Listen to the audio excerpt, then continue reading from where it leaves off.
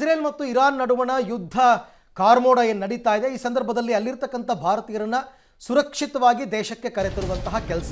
ಅದರಲ್ಲೂ ಇಸ್ರೇಲ್ನಲ್ಲಿ ಸಿಲುಕಿದ್ದ 18 ಮಂದಿ ಕನ್ನಡಿಗರು ಇವತ್ತು ಬೆಂಗಳೂರಿಗೆ ವಾಪಸ್ಸಾಗ್ತಾ ಇದ್ದಾರೆ.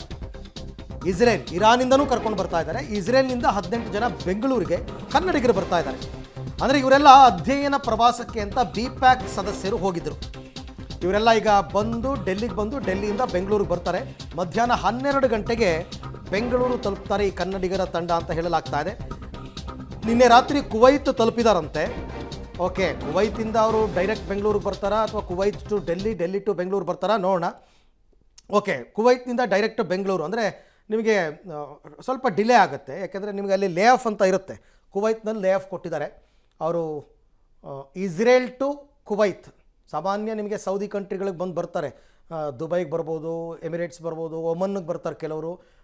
ಬಟ್ ನೋಡೋಣ, ಈಗ ಸದ್ಯಕ್ಕೆ ಅವರು ಕುವೈತಿಗೆ ಬಂದು ರೀಚ್ ಆಗಿದ್ದಾರೆ. 12 ಗಂಟೆಗೆ ಕುವೈತ್ನಿಂದ ಬೆಂಗಳೂರು ಏರ್ಪೋರ್ಟ್ ತಲುಪ್ತಾರೆ. 4.5 ಗಂಟೆಗಳ ಜರ್ನಿ ಕುವೈತಿಂದ ಬೆಂಗಳೂರಿಗೆ. ಹಾಗಾಗಿ 12 ಗಂಟೆಗೆ ತಲುಪ್ತಾರೆ ಅಂತಂದರೆ ಹೆಚ್ಚು ಕಡಿಮೆ ಈಗಾಗಲೇ ಅವರು ತಮ್ಮ ಪ್ರಯಾಣವನ್ನು ಆರಂಭ ಮಾಡಿದ್ದಾರೆ ಅನ್ನುವಂತಹ ಮಾಹಿತಿ. ಇವರೆಲ್ಲ ಕನ್ನಡಿಗರು, BPAC ಸದಸ್ಯರು. ಆಲ್ರೆಡಿ ಅಲ್ಲಿಂದ ಒಂದು ವಿಡಿಯೋ ಮಾಡಿ ಕಳಿಸಿದ್ರು ಅವರು, ನಾವೆಲ್ಲ ಸೇಫ್ ಆಗಿದ್ದೀವಿ ಅಂತ. ಸದ್ಯಕ್ಕೀಗ 12 ಗಂಟೆಗೆ ಅವರೆಲ್ಲರೂ ಕೂಡ ಬೆಂಗಳೂರಿಗೆ ಬರ್ತಾರೆ. 18 ಮಂದಿಯ ತಂಡ BPAC ಸದಸ್ಯರು ಅವರೆಲ್ಲರೂ ಕೂಡ ಕುವೈತ್ನಿಂದ ಈಗಾಗಲೇ ಹೊರಟಿದ್ದಾರೆ. 12 ಗಂಟೆಗೆ ಬೆಂಗಳೂರನ್ನು ತಲುಪ್ತಾರೆ ಅಂತಕ್ಕಂಥ ಮಾಹಿತಿ ಸದ್ಯಕ್ಕೆ ಇದೆ.